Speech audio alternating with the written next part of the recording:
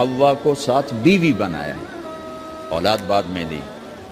اور ایک اور بات، آدم کو بنا دیا مٹی کا پتلا کٹھا کر کے، مٹی کٹھی کر کے پتلا بنا دیا، 40 سال کے بعد روح ڈالی، چل بھائی جا جنت، اور اکیلے بھیج دیا، بیوی نہیں دی۔ حالانکہ اللہ چاہتا تو ساتھ ہی حضرت حوا کی مٹی کا ڈھیر بھی لگا دیتا، اس کا پتلا بھی تھپ دیتا، فرشتوں سے تھپوا دیتا، اور پھر 40 سال کے بعد دونوں کو کٹھا جنت میں ڈالتا۔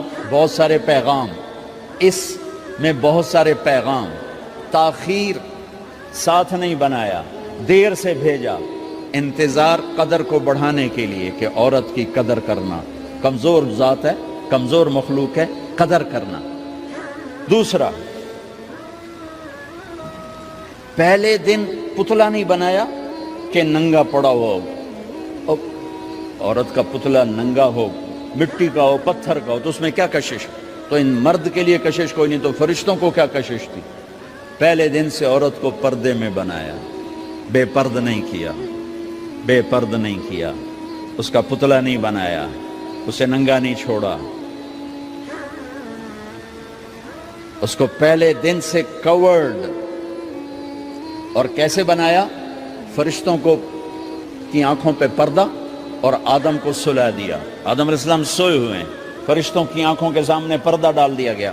جب آدم اٹھے ہیں، اور ایک اور بات، جنت میں رہ کر بھی آدم علیہ السلام کا دل نہیں لگتا تھا، اداس اداس رہتے تھے۔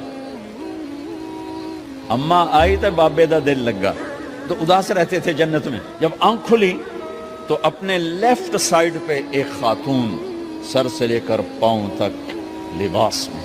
آپ نے سنا ہے نا، یوسف علیہ السلام دنیا میں سب سے خوبصورت ہستی پیدا کیے گئے، یہ مردوں میں، عورتوں میں سب سے خوبصورت حضرت حوا کو پیدا کیا گیا۔ کون ہے؟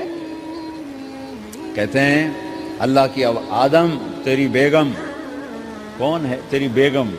نکاح پڑھایا، پھینکا، آدم مہر ادا کرو۔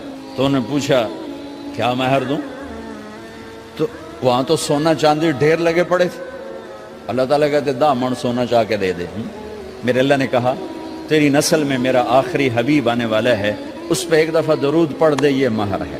سیدھے ہاتھ میں برکت ہے، پیدا کیا الٹی طرف سے۔ الٹی طرف سے کیوں پیدا کیا ہے؟ کہ الٹی طرف دل ہے، اور دل کے نیچے جو پسلی ہے وہاں سے پیدا کیا۔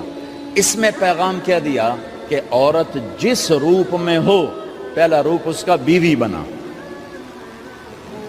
پھر وہ ماں بنی، پھر اس آگے بیٹی کا روپ ہے، پھر بہن کا روپ